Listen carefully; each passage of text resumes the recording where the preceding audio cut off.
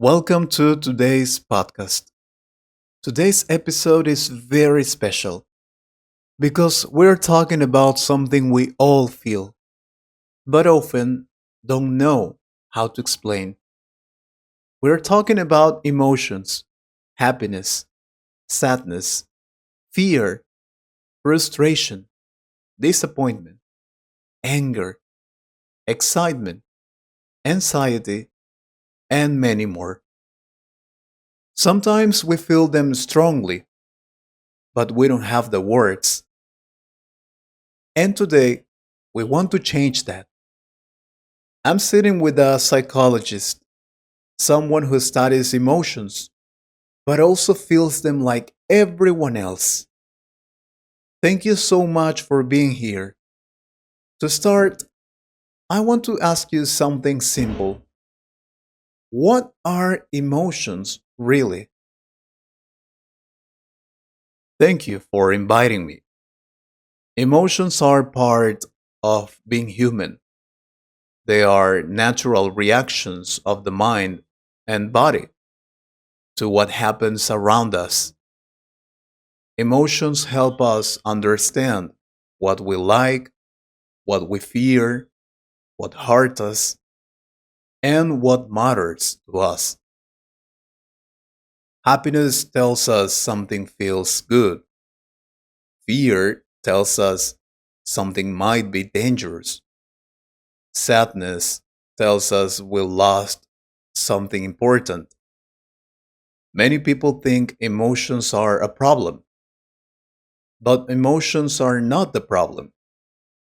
The problem is when we don't understand them or don't know how to manage them. Emotions are information, they are messages, not enemies. Let's start with happiness. Everyone wants to be happy. How do we talk about happiness in English? Happiness can be simple or deep. In English, we say happy, joyful, excited, content, or grateful. Happiness doesn't always mean laughing or smiling. Sometimes happiness is calm. Sometimes it's peace. For example, you can say, I feel happy when I spend time with my family. Or, I feel content with my life right now. From psychology, we know that happiness grows when we appreciate the small things, not big moments, but simple ones. And what about sadness? Many people try to avoid it. Yes, but sadness is very important. In English, we say sad, down, heartbroken, lonely, or empty. Sadness usually comes after loss, disappointment, or change. Feeling sad doesn't mean you are weak, it means you care. I remember a time when I felt very sad after losing someone important. I felt quiet, tired, and disconnected. Science tells us that sadness needs time and expression. Talking, writing, or even crying helps. Suppressing sadness only makes it stronger later. Let's talk about anger and frustration. Many people feel this every day. Anger is very common. In English, we say angry, frustrated, annoyed, irritated, or mad. Anger often comes when we feel treated unfairly or when things don't go as planned. Frustration is interesting. It appears when we try hard but don't see results. For example, someone might say, I feel frustrated at work, or I'm angry because nobody listens to me. According to science, anger is energy. The key is to express it in a healthy way, not through shouting or violence, but through communication and boundaries. Fear is another strong emotion. How do you explain fear? Fear is a survival emotion. In English, we say afraid, scared, nervous, anxious, or worried. Fear protects us, but sometimes it becomes too strong. Anxiety is fear that stays for a long time, even when there is no real danger. I remember feeling anxious before giving my first public talk.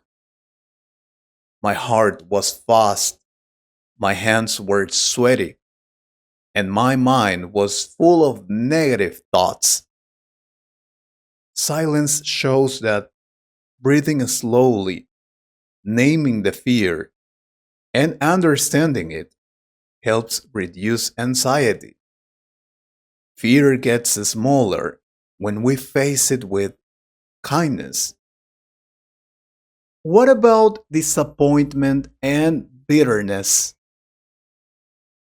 Disappointment happens when reality doesn't meet expectations. In English, we say disappointed, let down, or discouraged. Bitterness appears when disappointment stays too long and becomes resentment. For example, someone might say, I feel disappointed in myself, or I feel bitter about my past. Psychology teaches us that acceptance is key. We cannot change the past, but we can change the meaning we give to it. Let's talk about positive emotions like excitement. Excitement is beautiful. In English, we say excited, enthusiastic, motivated, or hopeful. Excitement gives us energy and direction. It often appears when something new begins. However, science also tells us to balance excitement. Too much excitement without rest can lead to stress. Emotions work best when they are balanced, not extreme.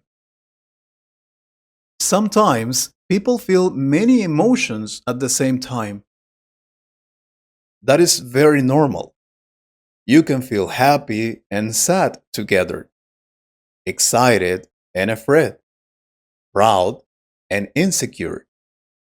In English, we can say, I feel confused or I mixed emotions. The human mind is complex. Emotions are not black or white. Understanding this helps people feel less guilty about their feelings. So, how should people manage emotions? First, name the emotion.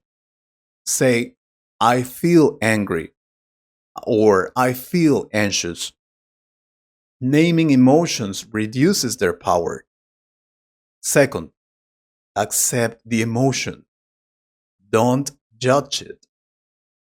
Third, choose a healthy response. Talking, resting, moving your body, or breathing slowly. Silence shows that emotions pass when we allow them. Emotions are like waves. If you fight them, they get stronger. If you ride them, they pass. As a psychologist, do you still struggle with emotions? Of course. I feel fear, sadness, joy, and frustration like everyone else. The difference is not that I don't feel emotions. The difference is that I listen to them. Emotions don't disappear when you study psychology. You just understand them better. What message could you give to listeners? Your emotions are valid. You are not broken because you feel deeply. Learning emotional vocabulary helps you understand yourself, and understanding yourself is the first step to peace. This conversation was honest, deep, and very human. Thank you so much for sharing your knowledge and experiences. Thank you. I hope people feel more connected to their emotions after this. And now I would like to read your comments. What are you feeling right now? Do you feel angry? Do you feel happy? Do you feel excited? Do you feel frustrated? Tell us in the comments.